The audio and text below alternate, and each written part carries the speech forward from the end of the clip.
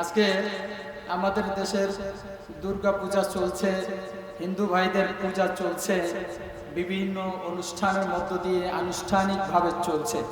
আমি তাদেরকে ছোট হওয়ার জন্য, ছোট করার জন্য আকার ইঙ্গিতে কোনো কথা বলবো না। আমি শুধু এতটুকুই বোঝাতে চাইছি, আল্লাহর কাছে মনোনীত ধর্মের নাম আওয়াজ দিয়ে কইতে হইবে। আল্লাহর কাছে গ্রহণযোগ্য ধর্মের নাম, তার মানে আমাদের কাছে প্রমাণিত হইল ইসলাম বাদে এই দুনিয়ায় আর কোনো ধর্ম, কথা বলেন, ইসলাম বাদে এই দুনিয়ায় আল্লাহর কাছে আর কোনো ধর্ম। এই ঘোষণাটা কার? ইন্নাদ দীনা ইনদাল্লাহিল ইসলাম, একমাত্র আল্লাহর কাছে গ্রহণযোগ্য ধর্মের নাম, আরো জোরে। আপনারা জানেন মহাত্মা গান্ধী ভারতের প্রেসিডেন্ট, সাবেক প্রেসিডেন্ট। মহাত্মা গান্ধীর এক ছেলে জন্ম নিয়েছিল। সেই ছেলে মারা যাওয়ার পরে পরবর্তী ঘরে তার 4 জন সন্তান জন্ম নিয়েছে। বড় ছেলের নাম হীরালাল গান্ধী। হীরালাল গান্ধী 25 বছর বয়সে ভারত সুপ্রিম কোর্টের আইনজীবী হয়েছিলেন এবং বারের চেয়ারম্যান ছিলেন। এটা শিক্ষিত এলাকা এবং পাশেই আমাদের জজ কোর্ট, দায়রা জজ বরিশালের সব ভিআইপি এলাকাটার নাম এটা। আপনারা গবেষণা করবেন, আপনারা এই নিয়ে গবেষণা করে তারপরে ইসলামকে মানার চেষ্টা করবেন। সুযোগে হুজুগে আবেগে ইসলাম আসে নাই। ইসলাম এক নদী, রক্তের নদী পাড়ি দিয়ে এই পর্যন্ত ইসলাম এসে পৌঁছিয়েছে। সুতরাং এই রক্ত নদী পাড়ি দিয়ে যে ইসলাম বরিশাল পর্যন্ত এসে পৌঁছেছে, সেই ইসলাম নিয়ে খেলাবেলা করার, ছিনিবিনি করার সুযোগ এ মুসলমান দিবে না, ঠিক কিনা? হীরালাল গান্ধী মহাত্মা গান্ধীর বড় ছেলের নাম। 1888-তে জন্ম নিয়েছেন 23শে আগস্ট ভারতে। একমাত্র ইসলাম ধর্ম আল্লাহ তাআলার কাছে মনোনীত ধর্ম, অন্য কোন ধর্মের ইতিহাস জানা নাই। একজন হিন্দু পণ্ডিত যদি তারা বলতে পারে যে হিন্দু ধর্ম ওখান থেকে এসেছে, তাহলে জীবনে আর বয়ান করব না। হিন্দু ধর্মের ইতিহাস যদি কেউ বলতে পারে যে হিন্দু ধর্ম এখান থেকে এসেছে, এটা যদি কেউ বলতে পারে আর বয়ান করব না। কিন্তু একমাত্র আল্লাহর কাছে মনোনীত ধর্মের নাম, আওয়াজ দিয়ে বলতে হবে কি? একমাত্র মনোনীত ধর্ম মানে কি? আর কোন ধর্ম আল্লাহর কাছে, কথা বলেন, আছে? মহাত্মা গান্ধীর ছেলে হীরালাল গান্ধী 25 বছর বয়সে সুপ্রিম কোর্টের আইনজীবী হয়েছিলেন। তিনি 52 বছর পর্যন্ত আইনজীবীর দায়িত্ব পালন করেছিলেন। একদিন হিন্দুর মেয়েরা গিয়ে মামলা করলো, ওই হীরালাল গান্ধী একটা মামলার সমাধান দিবা? বলে কি সমাধান? হলো এই মামলা হলো এই, মুসলমানের মেয়েরা মারা গেলে বাবার সম্পদে সম্পদ পায়, মায়ের সম্পদে সম্পদ ওয়ারিশ পায়। আমরা হিন্দুর মেয়েরা বাবা মারা গেলে কেন পাই না সম্পদ? এইটার মামলার সমাধান দিতে হবে। হীরালাল গান্ধী কয়, আমি এটা পারি না, পারবো না। 38 জন আইনজীবীরা অনুরোধ বললেন আমাকে একটু সময় দিন। সময় দেওয়া হলো।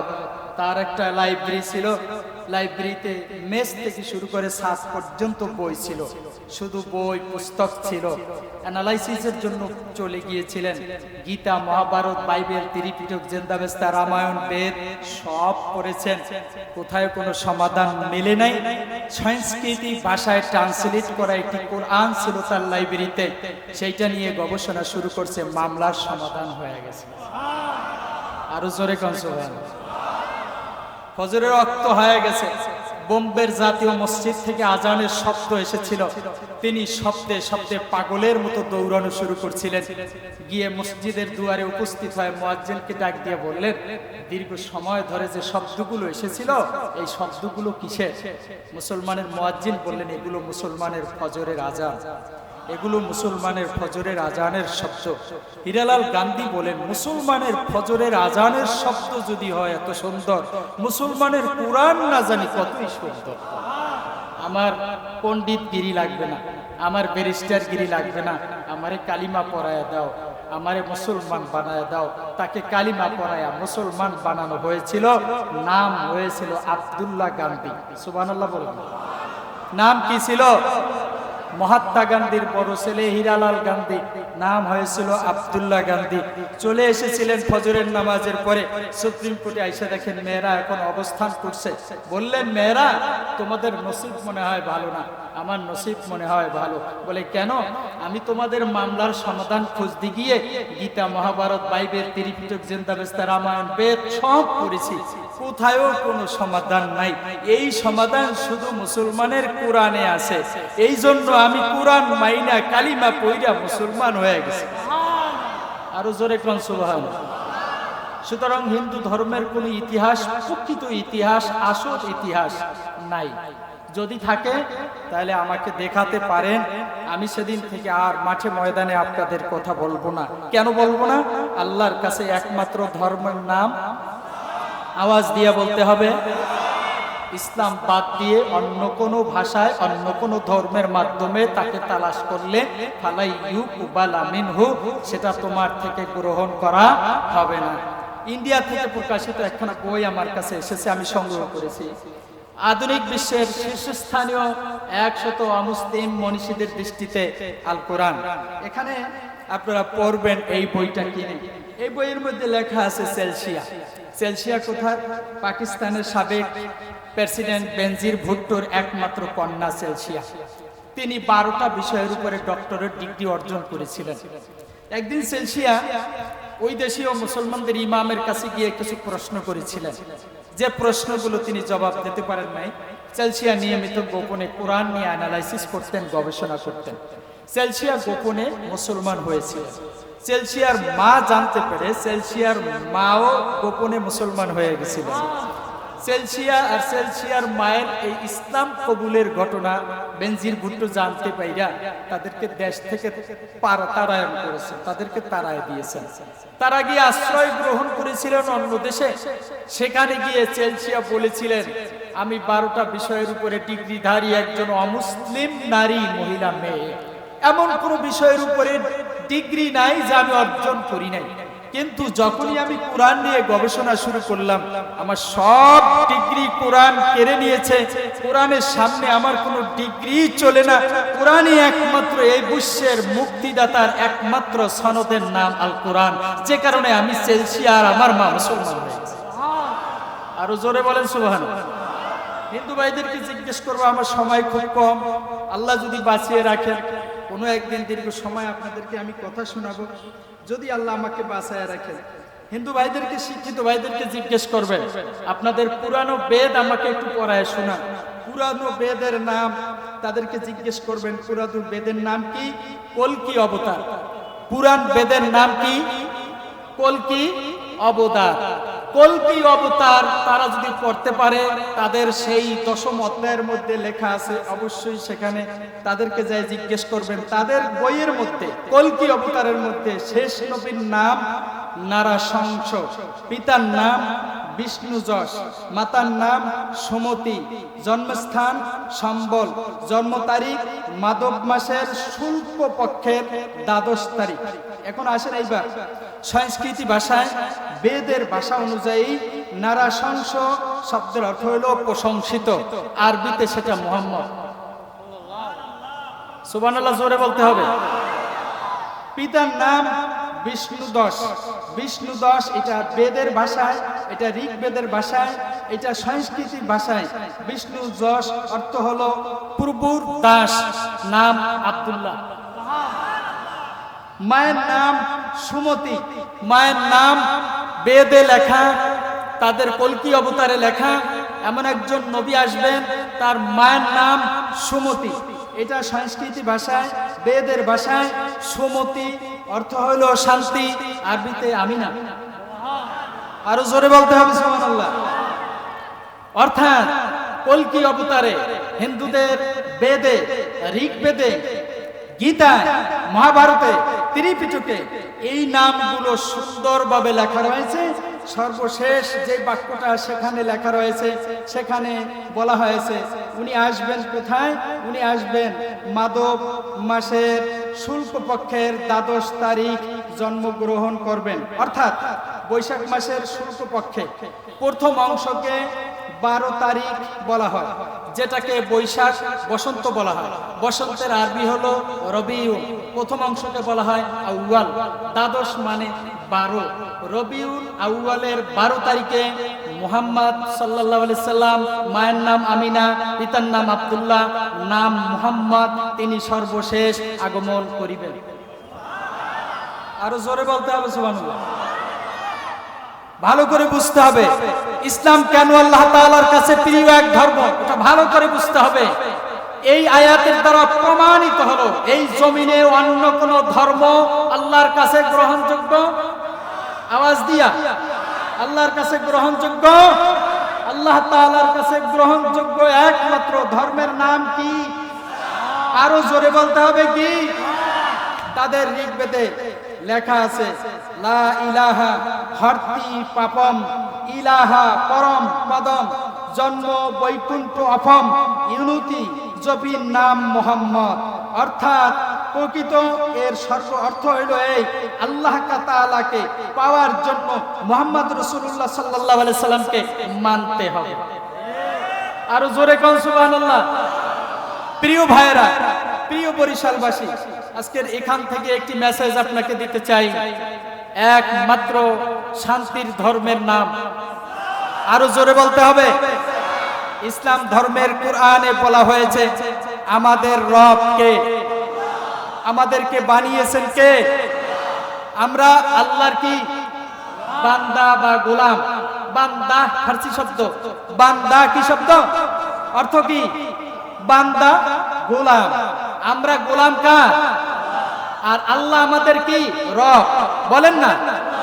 আমাদেরকে বানিয়েছেন তার নাম কি? আল্লাহ। আমাদেরকে বানিয়েছেন তার নাম কি? তার মানে প্রমাণ হলো আমাদের ধর্মে তথা ইসলাম ধর্মে আল্লাহ বানিয়েছেন বান্দা। কথা কথা, আল্লাহ বানিয়েছেন। হিন্দু ধর্মের অনুযায়ী বান্দা বানাইছেন আল্লাহরে। কথা বলেন না কেন? বর্তমানে হিন্দু ভাইরা যার পূজা করতেছে এটা বানাইছে কেডা? তারা বানাইছে না? মিস্ত্রিরা বানাইছে না? কথা বললেন, বুঝতে বললেন? আমাদের বানাইছেন কে? আর তাদের ভগবানের বানাইছে কারা? মজার কথা, মজার কথা বুঝতে হবে। কত সুন্দর কথা। আমগো বানাইছে আর তাগো ভগবানের বানাইছে তারা, বান্দারা বানাইছে। সুন্দর তোমার ভগবানের তুমি বানাইছো, সুন্দর ডেকোরেশন করছো, সাজাইছো, পরাইছো, সব কিছু ঠিক আছে। 3 দিন 4 দিন 1 সপ্তাহ এরপরে লুল্লুরি দিয়া পূজা টুজা করিয়া শ্রাদ্ধ করে টুরিয়া ভগবান করে টুরিয়া এই এর পর আমগো কীর্তন খোলায় নিয়া তোমার ভগবানের সুবাইয়া মারছে। আওয়াজ দেন, তোমার ভগবানের তুমি নিজে সুবাইয়া মারছো। প্রমাণ হইল তোমার ভগবানের তুমি সুবাইয়া মারার পরে তোমার ভগবান আর নাই। কথা বলেন, আছে? সুবাইয়া মারার পর তোমার ভগবান নাই। এখন যদি খাও আমার আল্লাহ খাওয়ায়, এখন পানি খাও আমার আল্লাহ খাওয়ায়, নদীর মাছ খাও আমার আল্লাহ খাওয়ায়, তোমারে বাঁচায় রাখছে আমার আল্লাহ বাঁচায় রাখছে, ঠিক কিনা? মুসলমানগণ এই দাওয়াত পৌঁছে দিন ভালো করে। এই তামাম জগতের মালিক কে? তার কাছে একমাত্র মনোনীত ধর্মের নাম কি? আল্লাহ পাক আমাদেরকে কবুল করুন। আরো জোরে বলেন আমি। মুসলমান ভাইয়েরা খুব লক্ষ্য করে শুনতে হবে। এখন ইসলাম খুব দুর্বিষহ দিন চলছে। সাহাবায়ে কেরাম যেইভাবে ইসলামের গাছের তলায় রক্ত ঢেলেছেন, পানি ঢালেন নাই। এখন মুসলমানের রক্ত ঢালা ছাড়া ইসলামের এই গাছ আর জিন্দা হবে না, ঠিক কিনা? আজকে ইসলাম নিয়ে খুব ষড়যন্ত্র চলছে। আজকের সিনেমার নাটকে দাড়িওয়ালা, টুপিওয়ালা, লম্বা পাঞ্জাবিওয়ালা সাজাইয়া সিনেমা প্রদর্শন করা হচ্ছে। আজকের এই গণসমাবেশ থেকে এবং এই প্রোগ্রাম থেকে, এই তাফসীর মাহফিল থেকে একটা ঘোষণা জানাই দিতে চাই, বরিশালের কোন সিনেমা হলে যদি দাড়িওয়ালা, টুপিওয়ালা, পাঞ্জাবিওয়ালা পাঠ নেওয়া হয়, সেদিন মুসলমানেরা আর বসে থাকবে না, ওই সিনেমা হল ভেঙে চুরমার করে ফেলাই দিবে। ইসলাম এক পুত পবিত্র ধর্মের নাম। ইসলাম ইসলাম কোন কদার্জিত ধর্মের নাম ইসলাম নয়। ইসলাম এক পুত পবিত্র সত্তার নাম ইসলাম, ঠিক কিনা? মুসলমান ভাইরা সজাগ থাকতে হবে। আজকে বয়ানের জন্য উঠি নাই, শুরুতেই বলেছি, শুধু মেসেজ দেওয়ার জন্য বলেছি। হিন্দু ধর্মে তাদেরকে যা জিজ্ঞেস করবেন আমার মুহাম্মাদের কথা, আমার আব্দুল্লাহর কথা, মুহাম্মাদের মায়ের আমিনার কথা, লা ইলাহা ইল্লাল্লাহর কথা তাদের বেদের মধ্যে, তাদের মহাভারতের মধ্যে, তাদের ত্রিপিটকের মধ্যে, তাদের জিন্দাবেস্তার মধ্যে, তাদের রামায়ণের মধ্যে পাঠে পাঠে লেখা আছে। যদি তারা পড়তে চায়, যদি আমারে দিয়ে পড়াইতে চায়, আমি শোনাতে রাজি। কিন্তু তাদেরকে জিজ্ঞেস করবেন, তারা এই বিষয়টা গোপন করে রেখেছে, তাদের ভক্তবৃন্দদেরকে আজও পর্যন্ত এটা জানায় নাই, কারণ জানাইলে কালিমা পড়ে মুসলমান হয়ে যাবে। কথা বলেন ঠিক কিনা? আজকের এই সম্মেলন থেকে, এই মহাসমুদ্র থেকে আপনাদেরকে মেসেজ দিচ্ছি, ইসলামের ছায়াতলে চলে আসুন, ইসলামের আশ্রয় গ্রহণ করুন, কোরআনের কাছে এসুন, মহা শান্তিতে জান্নাতে চলে যাব। জান্নাতের এক একটা প্রত্যেকটা ঘাট হবে, ঘর হবে, রূপ বানাইবে স্বর্ণের ইট দিয়া, স্বর্ণের ইট দিয়া। 10 দুনিয়ার সমান সর্ব ছোট যেই জান্নাতটা যাকে দান করবে 10 দুনিয়ার সমান হবে। যে কারণে হযরতে আবু বকর 13টা ব্যবসা প্রতিষ্ঠান ছাইরা দিয়া ওই জান্নাতের জন্য পাগল হয়ে প্রিয় নবীর সঙ্গ দিয়া, প্রিয় নবীকে অনুসরণ করিয়া, জীবনটা দ্বীনের রাস্তার জন্য বিলীন কইরা জান্নাতের সার্টিফিকেট নিয়ে দুনিয়া থেকে কবরে চলে গিয়েছিলেন। ঠিক কিনা? আমরাও সেই মত চাই। আমাদের শ্রদ্ধেয় চাচা যান স্টেজে চলে আসছেন, বসায় রেখে কথা বলা ঠিক হবে না। আমি আপনাদের কাছে দোয়া চাচ্ছি, আজকের এই মাহফিলের সফলতা কামনা করছি।